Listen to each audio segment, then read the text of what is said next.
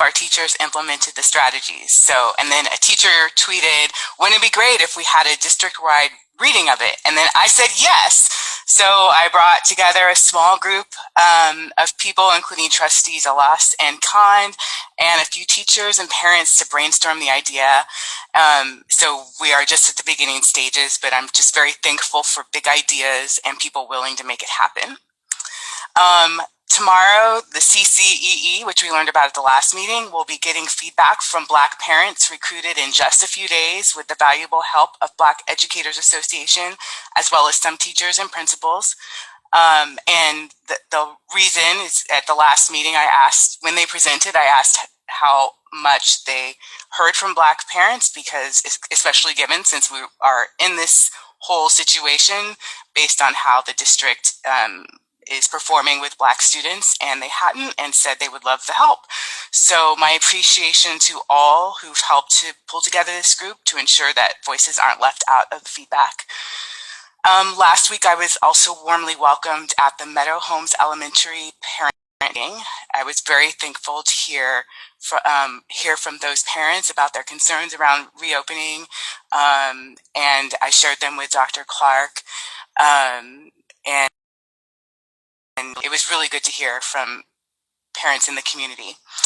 I attended a webinar on anti-racist grading in the pandemic, and the panel featured Bay Area principals, and it was based on the idea that grading in a pandemic is just the measure of resources students have at home. And one of my favorite lessons from the webinar is that we should honor and cultivate the brilliance of young people. And so some of the concrete suggestions that they offered was that we should stop grading homework. Homework should be framed as low-stakes practice on new skills, not a hammer to promote compliance or punish children struggling to get it done. We should stop measuring participation, because participation grades are rife with bias, inviting unconscious discrimination against students with attention challenges or cultural and communication styles that don't mirror the teachers. We should welcome late work or establish a grace period for every assignment. As one principal said, the penalty for not doing the assignment is doing the assignment. We should invite redos and retakes. Students should be allowed to redo or retake an assessment numerous times semester before the end of the grading period. Any student should be able to retake a major assessment for a higher grade as long as they're coming to school or coming to Zoom and putting in the basic effort. Often only students who performed poorly are allowed to retake it, but any student should have that option. And then we should eliminate the zero. It severely disadvantages learners who are struggling for a variety of reasons, and it breeds hopelessness. So all of those are from the hosts of that webinar have a book coming out, which is called Street Data, a Next Generation Model for Equity, Pedagogy, and School Transformation. And it's coming out next week, I think. So I've spoken before about my stalking every webinar around anti-racist grading. So clearly I think this could and should be a priority. And I really appreciate learning about how folks are using it during the pandemic. Lastly, I'd like to offer my deepest gratitude and appreciation to teachers. For nearly a year, only a computer screen, you've continued to safely teach our students, from our youngest to our adult students, while caring for your own children and families with limited resources while surviving a pandemic. Last spring, most parents were lauding how underpaid and under-resourced you were, and I'm sorry that the tides have changed.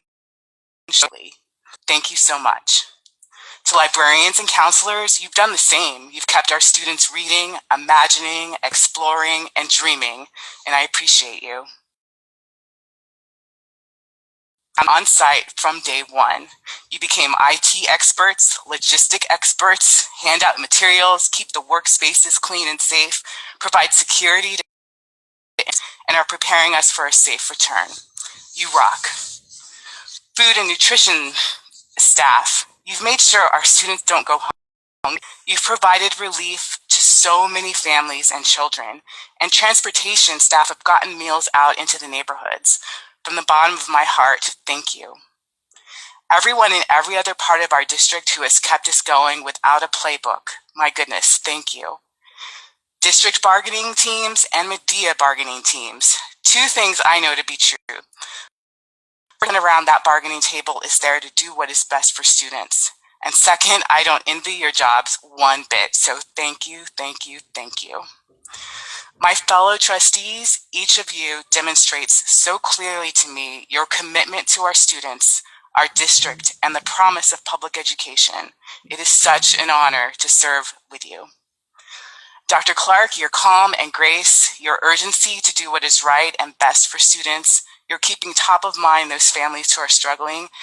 Though it may not seem like it, I'm not alone in my appreciation of you. Parents, this year's been hard. Surviving a pandemic is hard. Many of us have been working from home, juggling job responsibilities while helping our children attend distance learning. Many of us have had to work outside of the home this entire time, often our children on their own. Many didn't have adequate devices, and most still struggle with stable internet connections. Despite all of that, learning is happening. For most of us, this may be the hardest year of our parenting lives, but we've done it so far. We indeed are doing a job. I bring my whole self to this role as school board trustee. Being a mother, daughter, wife, a policy advocate, and Black all inform my frame of reference. I've offended a certain group of parents. They expected more from me as an elected official, they say. They feel I've dismissed their concerns. They claim I clearly don't or believe in science. More than one is looking forward to me being recalled, and I've only been here for 3 board meetings, this being my 4th. Another, because of the parent video making the rounds, has accused me of taking bribes from the teachers because I don't believe in their paradigm. This mostly white, mostly quite privileged group of parents whose voices are the loudest, similar to others across the country, are upset that our district isn't open because their kids are struggling, upset that they can't really control the situation and are not getting their way right here, right now, like they're used to in the public school system. But they're really frustrated with me because I remain true to my values. To be clear, what upsets folks, it seems, is that I believe that teachers have the right to every layer of protection before putting themselves in a classroom that includes students. I believe the science, but to steal an analogy from a good friend, it's like we're spiking the ball on the 1-yard line. It is still possible to get or spread COVID at school. We can do everything possible to mitigate that risk. I'm not prepared to demand that any teacher put risk if they don't want to.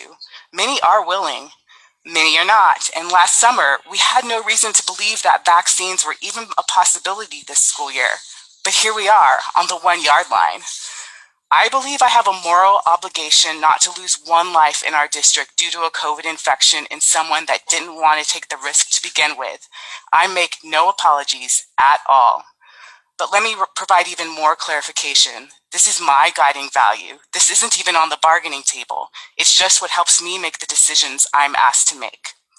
Furthermore, this group of parents, it seems, really seems to think that because it's all they hear, what they say out loud or in a closed Facebook group, that all people throughout the district believe the same way. Yours aren't the only messages I receive, nor the only I have to consider. And more important than that, I made a commitment to the community that elected me to be their voice on this board. For so long, your voices have been amplified. I'm here to amplify their voices, to make sure their thoughts are considered. The rhetoric changed in the past couple of weeks, urging reopening for what I take you to mean the Black and Brown students in our district. It is so true. Black and Brown students are suffering the most, and it didn't start March 16th last year, and it's not going to end with the end of this pandemic. Kenny Ludlow, a Bay Area teacher, wrote these words that express my thoughts really well. And she says, in her recent New York article, Black America has reason to question authorities. Kianga Yamata Taylor criticizes the often liberal return to school advocates for describing reopening as an equity issue, while ignoring the very real concerns of Black immigrants who feel they must keep their kids home. And she said, It is as if Black and Latino parents whose communities have borne the devastating brunt of this disease need to be lectured about what constitutes equity for themselves or their children. In fact, it is the absence of equity that has driven these families to want to keep their children at home. When wealthy, mostly wise parents, pundits, and politicians claim to speak for low-income and Black and Latinx families in the name of equity, as Taylor describes, but ignore what those communities actually want for their children, they are engaging in the dangerous tradition of white saviorism. And then from Gloria Lanson Billings, another educator, to pretend you have some deep conviction to the education of Black children. If that's your motivation, where was it last year when school was in session? Weren't Black children struggling then? Weren't they over-identified for special education placement? Weren't they more likely to be suspended and expelled? Weren't they least likely to be placed in honors or advanced placement courses? Weren't their high school graduation rates lower than other students? The rush to open schools for Black children is disingenuous and merely a way to cover up the desires of more privileged students. So in short, I want to keep every child healthy, every adult they love healthy, and get our community healthy. I care deeply about every child in our district. I am for folks who've had no voice on this body historically. The loudest often don't represent the masses, and this pandemic has just amplified the inequities of public education. It hasn't caused them. And when the pandemic is under control, they will still be there. I say the hard things, the hard to hear things. And then finally, I encourage everyone to listen to, sit with, and reflect on the podcast, Nice White Parents. Thank you. Thank you, Trustee Nzewi. Trustee Mayo.